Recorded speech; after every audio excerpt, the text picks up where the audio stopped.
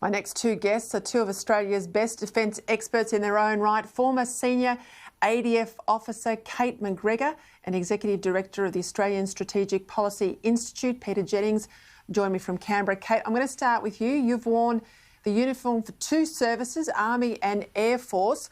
What do you make of this more aggressive military posture announced today? What's needed? And given any engagement in our region's likely going to involve a big superpower, I mean, how much of this would ever be used? Is it really about the deterrence today? I think it is a deterrent, and I welcome it. I think the emphasis on a little bit more self-reliance in what China would call A2AD, area access and denial operations. I think what Australia's doing is hedging a little. We're not as confident about the US pivot to Asia and the Indo-Pacific as we once were. So we've adopted a strategy now that I think gives us some ability to really inflict harm in the air-sea approaches to Australia, which isn't actually a novel idea. Peter and I have been around this space a while, and it harks back to an earlier era when we did actually regard that as normal. It ends, I think, the period of expeditionary warfare where we put niche land components alongside US forces in other people's or in other nations, and I think it's an appropriate step. Navy and Air Force are the big winners out of it, I would say. Yeah, Peter, Kate makes a good point. I mean, there's a spend right across all the services here. A lot of discussion today about the missile capability. Clearly, this is geared towards China. Can you help us, work through some of the components in terms of weaponry that's likely to be acquired out of this spend? What can you tell us in terms of, is there more ships here, planes, or aircraft? I shouldn't say planes. And what about this missile defence system? So, Peter, there's a lot of items on the shopping list, and I guess the common theme for many of them is that it's about putting more high explosive at greater distance onto enemy targets. So we've got a missile system that will have a range of about 300 kilometres that will be fired off our aircraft and potentially our ships, which is all designed to sort of push the enemy as far away from Australia's shoreline as possible. There's a few ships. There's a couple of amphibious ships, smaller ones for the Army, some mine hunting ships. But mostly this is about the technology which is going to make it possible to equip the current ships and aircraft that we have with more powerful, longer range weapons. And then to give the capacity for those weapons to hit their targets. So we will now have our own satellite intelligence gathering system, and that's critical because you need that information to be able to target your missiles. All up, this is about more bang for the buck early for the Australian Defence Force, and I think that's actually precisely what's needed.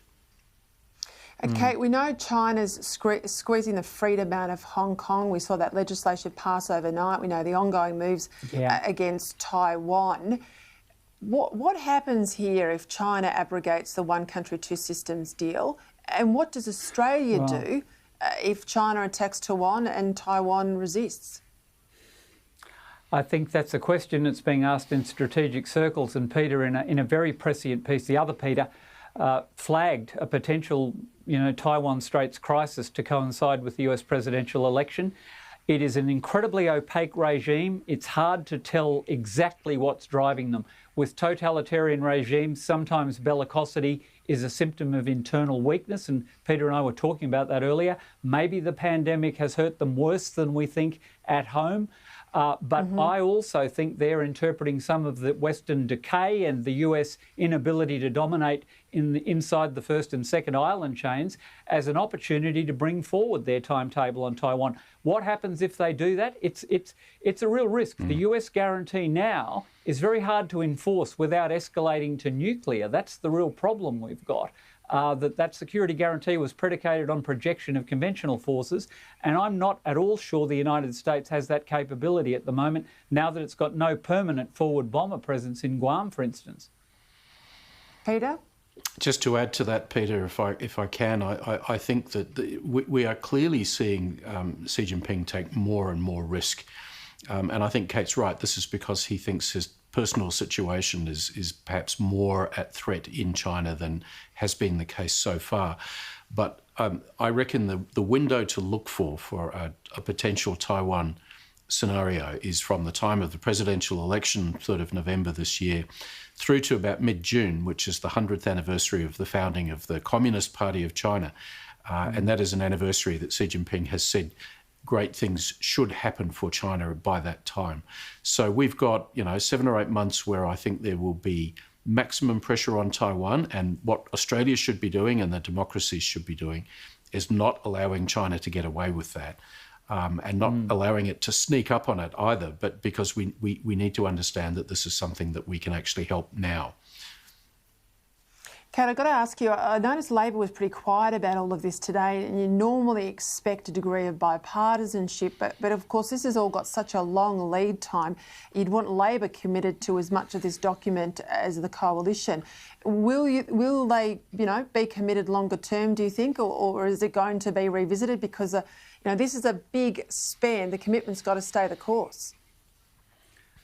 There's a lot to unpick, and I guess maybe Labor's taking some... Oh, sorry, Kate. Peter? Please go ahead. After you, Peter, please. There's a lot to unpick, and I think that Labor will probably be wanting to be briefed on the fine details. I'm also sensing a degree of Labor uncertainty about how to deal with the problem, which is really at the core of the strategic review, and that's China. There's lots of different attitudes emerging. And I think the best way for the government to deal with this is to give Labor the opportunity to receive some classified briefings about what our security community thinks is happening in China. And I think that would probably lead to a more productive discussion. Yeah, well, I hope those briefings are offered on a routine enough basis. I mean, that's good politics, if nothing else, other than good government and good relationships. Kate, what do you think? Well, I'm with both of you, and Peter, you were in government and know that the out years are going to be the clincher on this. Australia's had a history of two real problems dogging force structure and defence procurement. One is we constantly set targets of GDP which we never meet, and secondly, we have procurement lead times that are, by any standard, far too long, as we've seen with the execution of the submarine project.